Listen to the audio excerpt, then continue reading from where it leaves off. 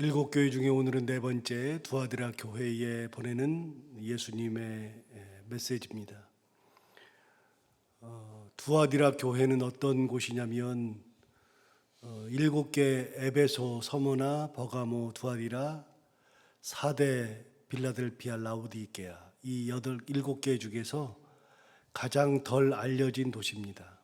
두아디라가 어딨나 이런 생각이 들 정도로 잘 알려지지 않은 도시고요. 조그마한 도시입니다. 근데 여기는 뭐가 발달했냐면 장사가 아주 발달한 곳입니다. 상업이 발달한 곳이어서 그래서 여러 분야의 상업이 굉장히 성행했던 그런 곳이 바로 두아디라가 되겠습니다. 그 두아디라에서는 어떤 상업이 발달했냐면 굉장히 많았는데요. 당시에 유행했던 양털, 빵 만드는 거, 염색, 피혁, 의복, 요업, 구리, 세공업, 그리고 노예 거래 이런 것들이 발달했습니다. 상업이 굉장히 발달한 곳이죠. 이제 상업이 발달했으니까 거기에 이제 이야기할 것이 딱 두 가지가 있습니다. 첫 번째는 두아디라 하면은 유명한 사람이 한 명 떠오르죠. 사도행전 보다 보면 두아디라라는 이야기가 처음 나오고요. 성경에 두아디라가 나오는 것은 사도행전에 한 번, 지금 여기에 한 번, 딱 두 번 나오는데 성경에 두아디라라고 하는 도시가 나오는데 누가 두아디라 성 출신이냐면 루디아죠. 빌립보에 가서 살았습니다. 두아디라에서 있다가 지금의 이제 튀르키예 서부 지역에 있다가 지금의 그리스 북부 지방에 살고 있었던 빌립보에 가서 살고 있었죠. 거기에 루디아라고 하는 여인, 그래서 사도행전 16장에 보면 두아디라 성 출신의 자주장사 루디아 이렇게 되어 있습니다. 루디아는 어려서부터 여자분인데 어려서부터 두아디라에서 살다가 거기에서 다 배우고 나서 그리고 이제 빌립보에 가서 살았습니다. 빌립보는 당시에 로마의 군인들이 가장 살고 싶어 했던 도시가 빌립보고 신생도시죠. 거기에는 연금 받았던 군인들이 참 많이 살았고 그러다 보니까 빌립보에는 돈 많은 연금자들이 많이 살았습니다. 거기 빌립보에 금광이 발견되어 가지고 많은 금을 캐러 오는 사람들이 있었습니다. 그러다 보니까 거기는 돈이 굉장히 많았죠. 그래서 돈 많은 도시가 신생도시, 지금으로 말하면 우리식으로 말하면 분당이나 수지 같은데 신생도시인데 그곳에 돈이 굉장히 많이 돌았습니다. 거기에서 장사를 했던 사람이 바로 루디아죠. 자주장사 루디아 그랬습니다. 여러분, 자주장사라고 하는 것은 그 자주색 옷감을 파는 여인이죠. 옷감 중에서도 자주색은 당시 황실에서 입었던 옷이 이 자주색 옷감입니다. 아무나 자주색 옷을 입지 못했습니다. 옷감이 너무 비싸가지고요. 그리고 그 자주색 옷감을 만들 때에는 고급 기술로 짜야만 했었습니다. 일반인들이 자주색 옷감을 입으면 사람들이 막 뭐라고 하고 그리고 웃기도 하고 네가 뭔데 그런 옷감을 입느냐 이런 식으로 나왔기 때문에 그래서 많은 사람들이 자주색 옷감은 아무나 입지 못하지만 황실 혹은 왕실 또 귀족들만 입었던 옷이 자주색 옷이죠. 그러니까 루디아가 거기에서 자주색 옷감 장사를 했다는 것은 지금으로 말하면 고가의 명품을 팔았다는 겁니다. 그러니까 루디아가 돈을 굉장히 많이 벌었던 사람이죠. 그렇게 돈 많이 벌었던 여인이 사도 바울 만나고 그리고 신앙을 갖게 되면서 루디아가 자기 집을 교회로 내주고 자기 집이 빌립보 교회의 처음 교회가 되고 그래서 루디아가 빌립보 교회를 세우는데 가장 중요한 역할을 하지만 자기의 가정을 바쳤고 자기 재산을 바쳤던 사람이 루디아였고 루디아가 자기 집에서 그 예배를 드리고 교회를 세울 때 자기 온 가족이 함께 예수를 믿게 되었던 그런 놀라운 역사가 있었죠. 여러분, 루디아가 왜 거기서 장사를 하느냐? 두아데라에서 자라면서 장사하는 것을 배워서 그렇습니다. 어려서부터 장사하는 것을 보고 자랐기 때문에 장사하는 것이 눈에 많이 익었고 몸에 배웠습니다. 그러다 보니까 루디아는 진취적인 인물이어서, 여자분이지만 진취적인 인물이어서 고향 두아디라에 있지 않고 거기에서 빌립보까지 가가지고 거기서 큰 장사를 했죠. 왜냐하면 연금 받는 돈 많은 사람들이 많았고 귀족 출신들이 많았고 금광이 거기 있었고, 그러다 보니까 자연스럽게 거기를 가서 장사를 했었습니다.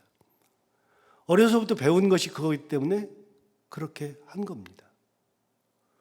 여러분, 그러면 여기는 두아디라라고 하는 것은 이제 자주장사 루디아가 나오지만 또 한 가지, 두아디라는 상업이 발달했던 도시라고 말씀드렸습니다.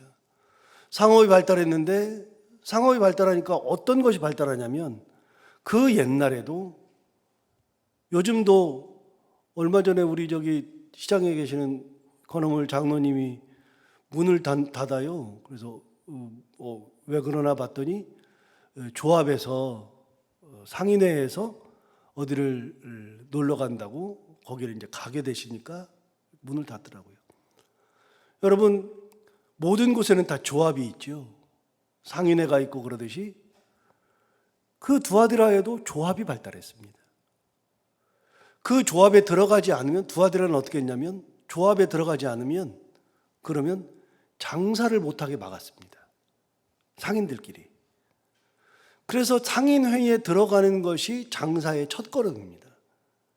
거기를 꼭 들어가야 되고, 거기서 회비를 내야 되고, 거기에 지시를 따라야 되고, 거기에서 잘못 보이면 장사를 못합니다. 그러니까 어떡합니까? 조합의 말을 잘 들어야죠. 그런데 두아디라에 있었던 조합의 특징은 우상숭배하는 조합이었습니다. 그래가지고 거기를 들어가면 무조건 우상을 숭배해야만 되는 거죠. 황제 숭배 사상이 초대교회는 가장 많았다 그랬습니다. 이단이 그렇게 많았어도, 아무리 이단이 많아도 초대교회의 가장 큰 위협은 황제 숭배였습니다. 황제 숭배를 하지 않으면 다 잡아 죽였으니까요. 기본적으로 다른 신을 섬겨도 황제는 숭배를 했었어요. 황제 숭배를 해야 되는데 두아디라 성의 조합원들은 황제 숭배를 하지 않으면 장사를 하지 못했습니다. 그러니까 거기에서 사는 사람들은, 그 상인회에 들어가는 사람들은 무조건 우상 숭배를 해야만 되는 겁니다. 안 하고서는 살기가 어려우니까요. 그런 구조 속에 들어간 겁니다. 두아디라는 큰 상인 집단이 대부분인데, 먹고 사는데 다 장사라고 사는 상인 집단인데, 성 전체가 다 상인들이라고 해도 과언이 아닌데, 그 상인들의 삶은 숭배 사상을 해야만 먹고 사는 그런 형편. 그러니까 두아디라에서 산다고 하는 것 자체는 그런 우상 숭배의 구조 속으로 들어가는 겁니다. 장사라면 그 구조에 들어가는 겁니다. 내가 숭배를 해야지, 황제 숭배를 해야지, 이단을 숭배해야지, 그게 아니고요. 그 구조로 들어가면 그 구조에서 황제 숭배를 하는 겁니다. 이게 구조입니다. 여러분, 이 구조가 얼마나 무섭냐면요, 우리나라 사람들의 사회적 구조는요, 간섭을 좋아해요. 나도 모르게 간섭해요. 옆집 일을 자꾸 간섭해. 옆집 아이를 간섭하고 옆 사람을 자꾸 간섭해요. 우리 문화는 간섭의 문화입니다. 그래서 자꾸만 네가 어떠니 뭐니 뭐 그래가지고서 다른 사람들에 대해서 그렇게 간섭을 많이 하고 그렇게 하죠. 외국 가서 봤더니요, 외국은 간섭을 안 합니다. 일종의 개인주의인데, 이기주의랑은 다릅니다. 개인주의인데, 그 사람이 뭘 입고 다니든 뭔 일을 하든 어떻게 살든 어느 집에 살든 별로 관심을 안 가져요. 그거는 너의 삶이니까, 네 인생은 네가 살아가는 거니까 네가 가지고 있는 형편만큼 그렇게 살고, 네가 빚을 내려고 그러면 빚을 내는 이유가 있을 거니까 빚을 내고, 아이를 그렇게 가르친다 그러면 아이를 그렇게 가르치는 이유가 있을 테니 그렇게 가르치고, 나는 내 삶을 사는 거고 너는 너의 삶을 사는 거고. 그럼 그 사람들은 사람을 안 돕느냐? 굉장히 많이 높습니다. 그러면서도 내가 가지고 있는 것으로 어떤 단체에 기부도 하고 죽을 때 많은 유산을 어떤 구호단체나 학교나 교회나 이런 데다가 거의 재산을 다 주고 갑니다. 자식들에게 남기는 부모들이 그렇게 많지가 않습니다. 우리랑은 좀 다릅니다. 문화 자체가 다릅니다. 거기 살다 보면 그런 문화를 가지는 겁니다. 그 구조 속에 들어가다 보면 나도 모르게 그 구조 속에 들어가 살아요. 우리는 누가 간섭을 가르쳐 준 적이 없어요. 그런데 우리는 나도 모르게 자꾸만 간섭하는 것을 배워가지고 간섭을 합니다. 이게 사회적 구조입니다. 우리나라가 얼마나 대단하냐면요. 우리나라는 동방예의주의로 하잖아요. 지하철 타고 갈 때 임산부 있으면 웬만한 사람들은 일어나 줍니다. 외국 사람들이 깜짝 놀라잖아요. 이게 뭔 일이고. 저는 요즘 깜짝 놀라는 게요. 제가 나이가, 여러분은 여기 계시는 분들은 저보다 많으니까 뭐 제가 할 말은 없지만 제가 나이가 60이 가깝습니다. 이제 57이니까요. 내년 되면 58입니다. 저희가 근데 가끔 생각해 보면 저희 엄마가 돌아가신 때가 60이거든요. 저도 3년만 더 살면은 엄마 나이가 됩니다. 그런데 제 나이 때 옛날에 다 노인이라고 다 그랬거든요. 할아버지라고 그랬거든요. 그런데 저는 지금 청춘이라고 느껴져요. 여러분은 안 그렇습니까? 그런데 제가 제 나이 때도요. 지하철에 딱 앉아 있다가 임산부가 타거나 아니면 노약자가 타거나 그러면 저도 모르게 제가 벌떡벌떡 일어납니다. 이게 한국의 문화입니다. 저는요, 할아버지 일어나는 것도 봤습니다. 할아버지가 할아버지한테 양보하는 겁니다. 그리고 이게 문화입니다. 그 구조에 들어가면 그렇게 나도 모르게 배워서 그렇게 사는 겁니다. 악의 구조에 들어가는 사람들은요, 악을 나도 모르게 가지게 되는 겁니다. 어제 우리가 예배드리면서 제가 설교했지만 무당의 집안에서 무당이 나는 겁니다. 이게 희한한 겁니다. 왜요? 어렸을 때 배운 게 그거니까요. 나도 모르게 그게 익숙해져 가지고 그걸 갖는 겁니다. 교회가 얼마나 이 구조가 중요하냐면요, 교회가 어떤 교회냐에 따라서 달라지는 겁니다. 교회가 선교 교회다, 선교를 중심하는 교회다 그러면 성도들이 다른 새신자가 와가지고 나는 선교해야지 그런 생각을 하는 게 아니고요.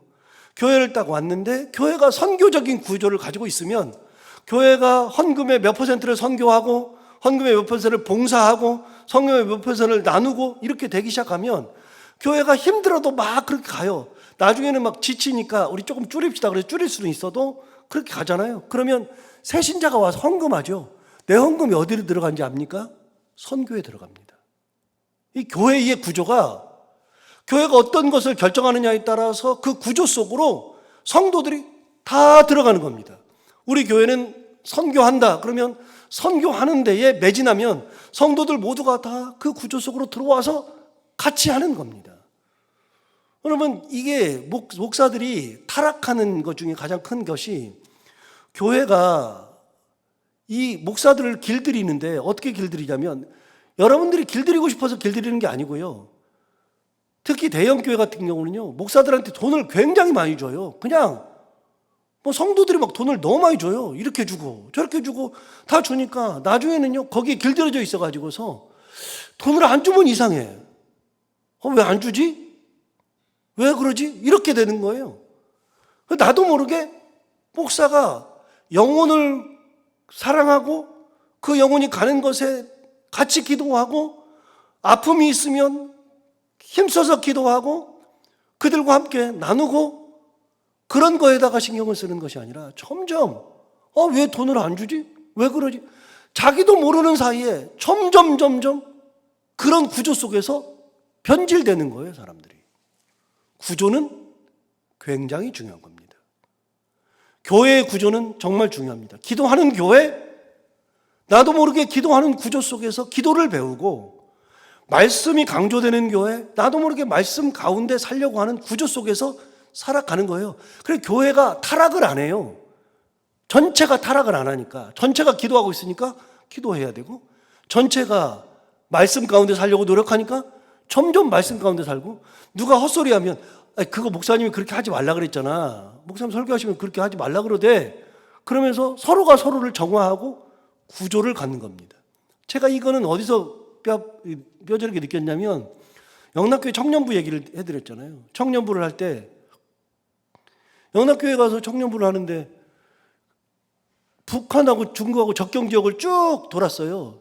저쪽 단동 저기 연길부터 시작해가지고 단동까지 이렇게 우리나라 끝부분 이렇게 북한 끝쪽 쭉 도는데 마지막 단동에 갔는데 거기 빵 공장이 있어요. 그 빵 공장에서 뭐 하느냐? 빵을 생산해 가지고서 바로 그 앞에 신의주거든요.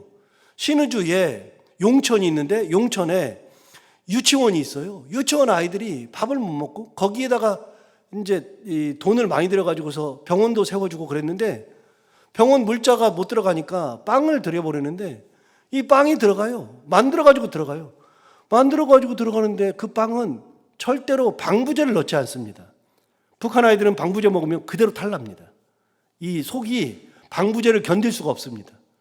방부제를 넣지 않고 거기다가 대신에 비타민제나 영양제를 넣어가지고서 섞어가지고서 빵을 만듭니다. 하루만 지나면 상합니다. 만들어가지고서 잘 보관해가지고 한 이틀 정도 3일 정도 갈 수 있도록 만들어서 이 신의주에 있는 그 단동하고 신의주에 그 다리를 건너서 버스를 그 트럭에다가 실어서 보내는데요. 그 빵이 들어갑니다. 그래서 용천의 아이들 걔들을 빵을 먹입니다. 그런데 제가 거기 가서 깜짝 놀란 거 아닙니까? 거기 빵 공장에 후원하는 사람들의 목록이 쫙 뜨는데 가서 봤더니 후원하는 사람들의 목록이 쫙 뜨는데요. 거기에 영락교회 청년부가 딱 들어가 있어요. 얼마를 하느냐? 굉장히 많이 해요. 청년들이 헌금해가지고 거기다가 돈을 많이 보내요.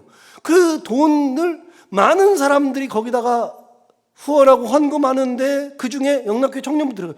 저는 청년부 목사인데 거기에 후원하는 것을 그냥 어렴풋이 알고는 있었는데 개념이 없었어요. 그런데 가서 딱 보니까 거기에 청년들이 헌금한 돈이 들어가고 있어요. 이 청년들은 그걸 모릅니다. 저는 조금 알지만 예산을 보니까 알지만 청년들은 아무것도 몰라요. 아무것도 모르고 그냥 헌금만 했어요. 헌금만 했는데 가서 보니까 우리가 헌금한 것이 북한의 아이들을 살리고 있는 거예요. 이게 뭐예요? 구조예요.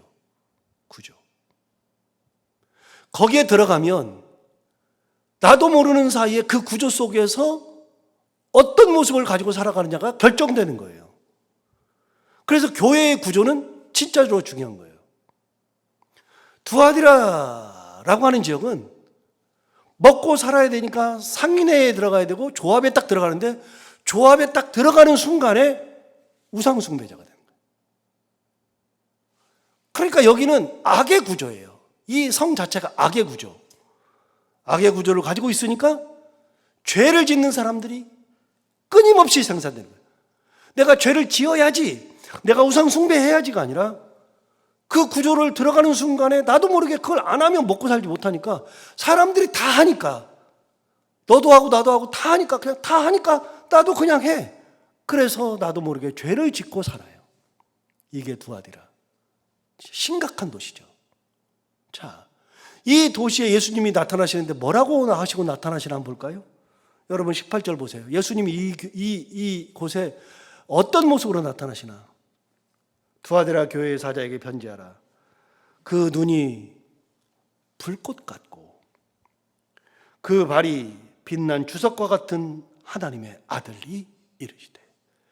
자, 두아디라에서 나타난 예수 그리스도는 두 가지의 모습으로 나타납니다. 첫 번째는 그 눈이 뭐 같아요? 불꽃 같다. 이거요 이미 1장 할 때 했습니다. 1장 할 때 한번 했는데 여러분 1장으로 가볼까요? 1장 9절부터 보시면 예수님의 모습이 나타납니다. 요한이 본 예수 그리스도. 9절에 보면은 이제 요한이 반모라는 섬에 이제 유배 간 얘기가 쭉 나오고요.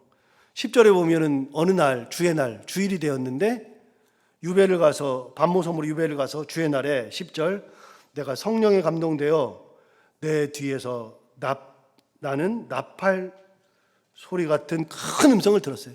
내 뒤에서 큰 나팔 소리 같은 음성이 또렷하게 들리는데 11절에 뭐라 그러냐면 이르되 네가 보는 것을 두루마리에 써서 에베소, 서머나, 버가모, 두아디라, 사데, 빌라델피아, 라오디게아 등 7교회에 보내라 하시기로 그 음성이 또렷이 들린 거예요. 그러니까 12절에 몸을 돌이켰어요. 몸을 돌이켜서 나에게 말한 음성을 알아보려고 돌이킬 때에 7 금초대를 보았죠. 그래서 나팔 소리 같은 큰 음성 소리를 듣고 그거를 딱 알아보려고 뒤를 딱 돌아봤어요. 그랬더니 7 금초대가 있는데 7 금초대는 교회라 그랬잖아요. 그런데 13절에 드디어 예수님 돌아가시고 나서 62년 만에 요한이 예수를 봅니다. 자, 예수님을 봤는데 13절 촛대 사이에 인자 같은 이가, 분명히 예수님은 예수님인데 옛날 예수님이 아니니까 그래서 인자 같은 이라고 하는 거예요. 인자 같은 이. 인자 같은 이가 어떤 모습이냐? 발에 끌리는 옷을 입었고 가슴에 금띠를 띠고 그의 머리와 털의 희기가 흰 양털 같고 눈 같으며, 그 다음 뭐라고 되어 있어요? 그의 눈은 뭐요? 불꽃 같고. 요한이 봤던 예수 그리스도의 모습 중에 불꽃 같은 눈을 가진 예수 그리스도를 봤단 말이에요. 15절 보세요. 15절 뭐라고 되어 있어요? 그의 발은요 풀무불에 단련한 뭐 같아요? 빛난 주석 같다. 이미 요한이 예수를 봤던 장면, 그 예수 그리스도 중에 두아디라 성에 나타난 예수 그리스도는 불꽃 같은 눈을 가진 예수 그리스도와 발이 주석, 빛난 주석과 같은 발을 가진 하나님의 아들 예수 그리스도가 나타나는 거예요.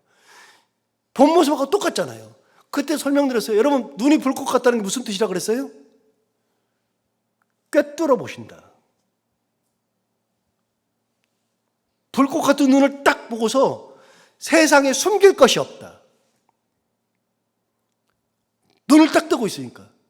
여러분, 사람도 딱 뜨고 보면 못 숨기는 사람들 있잖아요. 절대로 거짓말 못하는 사람들. 예수님은요, 눈을 딱 뜨고 있는데 불이 번쩍번쩍 나는 것 같아요. 불이 나는 것 같아요. 불꽃 같은 눈이 쫙 나오는데 싹 보고 계셔요. 숨길 게 하나도 없어요. 여러분, 사람은 사람을 속일 수 있어요. 사람은 얼마든지 사람을 속일 수 있어요. 여러분, 사람은 기본적으로 속이는 것이 일상이에요. 제가 인간에 대해서 얘기를 한 적이 있잖아요. 사람을 뭐라 그랬냐면 인간을 person이라고 그랬잖아요. person. 지난번에 몇 번 말씀드린 person. person이 사람이에요. 그런데 사람이 가지고 있는 품성이 뭐냐? 사람의 그 인격이 뭐냐? person에서 나온 personality예요. 사람 person에서 personality가 나오죠. 사람에서 인격이 나오죠. 그러면 person이라는 말은 어디서 오느냐? 그건 그리스어, 헬라어에서 나오는데 person은 페르소나에서 와요. 페르소나. 페르소나가 뭐라 그랬죠? 가면이라고 그랬어요. 가면. 헬라 사람들이 생각할 때 인간은요, 가면을 쓰고 사는 거예요. 여러분 보세요. 여러분 가면 안 쓰고 살아요? 여러분은 다 그냥 가면 안 쓰고 그냥 노출되고 살아요? 다 가면 쓰고 살죠. 사람들은요, 다 속이고 살아요. 기본적으로는 다 속이고 살아요. 그런데 사람은 사람을 속일 수 있어요. 나도 속이고 여러분도 속여요. 다 속이죠. 마음을 다 속이고요. 행동 속이고요. 안 한 척하고요. 인간이 다 그러는 거예요. 우리는 다 그래요. 다 그러잖아요, 여러분. 그런데요, 사람은 사람을 속일 수 있는데 사람이 예수 그리스도를 속일 수는 없다 그 말이에요. 주님이 어떤 모습으로 나타났어요? 불꽃 같은 눈을 가지고 딱 나타났어요. 딱 보니까 다 알아. 네가 어떤 행동했는지, 뭘 하고 있는지, 네가 어떤 사람인지를 다 알아요. 전부 다. 두아디라에 딱 맞는 예수 그리스도. 그런 예수 그리스도. 자, 두 번째는 빛난 주석과 같은 발을 가졌어요. 그 발이 빛난 주석. 1장 할 때도 설명드렸어요. 빛난 주석이 뭐라 그랬어요? 발에 주석 달린 발이 뭐라 그랬어요? 밟아 으깨버리는 거예요. 철로 된 발이잖아요. 딱 밟아서 으깨버리는 거예요. 빛난 주석. 어떤 모습이에요? 주께서 다 보고 계시고 다 아시고 그들의 모든 것을 다 판단하신 다음에 어떻게 하신다고요? 발로 밟아서 으깨버리는 거예요. 여러분, 우리는 이렇게 말할 수 있어요. 내가 언제 우상 숭배한다 그랬어? 내가 언제 그런 적이 있어? 아니, 거기 가니까 그렇게 하대. 사람들도 다 하대. 나는 숭배할 마음도 없어. 근데 그냥 하니까 그냥 슬쩍 하는 거야. 할 수 있어요. 그런데 주님 뭐라 그러세요? 싹 보고 계셔요. 다 보고 계시고 어떻게 하세요? 발로 밟아서 으깨버려요. 전부 다. 사람은 사람을 속일 수 있으나 예수 그리스도는 속일 수가 없어요. 주님은 불꽃 같은 눈을 가지고 계시고 주석 같은 발에 주석 같은 발을 가지고 계시는 주. 얼마든지 변명할 수 있어요. 얼마든지 변명하고 얼마든지 둘러댈 수 있어요. 그러나 주님은 안 된대요. 그거 안 된대요. 절대로. 자, 19절 볼까요? 그래도 이 성도들이 잘하는 게 있어요. 두아드라 성에 있는 사람들이 잘하는 게 있어요. 내가 내 사업과 사랑과 믿음과 섬김과 인내를 아노니 내 나중 행위가 처음 것보다 많도다. 그러면서도 이 교회 사람들이 어떻게 살았어요? 하나님을 사랑하고 믿음을 지키고 섬기고 인내하고 그리고 사업 그런 가운데서도 거기에 물들지 않고 사업하는 사람들이 있었어요. 주님은 그것도 알고 계셔요. 주님은. 여러분, 우리 주님이 모르는 게 뭐 있어요? 내가 눈물 흘리는 걸 주님 다 아시죠? 내가 어떤 마음인지 주님 다 아시죠? 그래서 가끔 기도 안 나올 때 그렇게 기도할 때가 있어요. 주님, 아시죠? 그럴 때가 있어요. 제가 우리 큰아이 얘기를 했지만 큰아이가 고등학교 때 이 녀석은 여자애를 너무 좋아해가지고 그래가지고서는 사고치게 생겼어요. 사고를 치게 생기고 어느 날은 그때는 이제 핸드폰도 안 주던 때니까 제가 아예 핸드폰을 안 주니까요. 그러니까 저녁에 갑자기 선생님한테 전화가 왔는데 저녁 자율학습을 안 들어왔대 7시에. 이게 뭔 일이야? 연락이 안 되잖아요. 핸드폰이 없으니까. 저녁 10시가 됐는데도 안 들어와요. 그래가지고서는 얘를 찾으러 다녔잖아요. 그 야밤에 제가 잠자야 되는데 야밤에 찾으러 다녔는데 안 되겠어요. 그래서 교회에 있겠지. 그래서 교회 고등부실에 가봤더니 교회에 없어요. 그래서 아무래도 이상하다 그래가지고 저 위에 8층까지 거기에 고등부실 위에 뭐가 있어요. 그래서 거기를 갔더니 가서 엘리베이터를 딱 내리는 순간에 뭐가 후다다다다닥 해요. 발자국이 소리가. 딱 봤더니 둘이 뛰어나가는 거야. 그래서 제가 큰 소리 유본 안 나와 그랬더니 한 30초 있다가 나오더라고요. 한 녀석은 없어지고 나중에 알고 봤더니 한 녀석은 여자고 걔랑 거기서 교회에서 그냥 이 범죄 끝까지는 안 갔지 얘가 갈 때까지 가려고 하는 거예요. 제가 그 다음 날부터 새벽기도 나갔는데 기도가 나옵니까? 여러분 기도 나옵니까? 제가 뭐라 그러냐면 하나님 만약에 얘가 이상한 짓 해가지고서 정말 큰일 생기면 하나님 제 성격 알듯이 저 목회 못합니다. 안 합니다. 하나님 부끄러워서 못합니다. 하나님 살려주세요 그랬어요. 살려주세요. 그러면서 뭐라 그러냐면 하나님 아시죠? 다 아시죠? 그거밖에는 말이 안 나와요. 아시죠 속에 다 들어있어요. 걔 고등학교 졸업할 때까지 사고 안 치게 하려고 얼마나 힘들었는지 몰라요. 사고 안 치고 잘 지내서 얼마나 감사한지. 여러분, 내가 가지고 있는 소원을 주님이 몰라요? 우리가 말로 해야 알아요? 주님은 말하지 않아도 다 알아요. 사람은 말해야 알아요. 사람은 몇십 년 살면 조금 알까? 사람은 말해야 알아요. 그러나 우리 주님은 말하지 않아도 알아요. 그냥 기도가 안 나올 때는 한마디만 하면 돼요. 주님, 저 몰라요. 아시죠? 주님, 내 형편 아시죠? 주님, 나 가는 길 아시죠? 주님, 내 기도 제목 아시죠? 우리 주님 다 아세요. 두아디라 교회에서 그렇게 우상숭배가 만연한 곳에서 그럼에도 불구하고 주님께서 19절에 말씀하시잖아요. 네가 그런 가운데서 어떤 사업하는지 안다. 사랑 지키는 거 안다.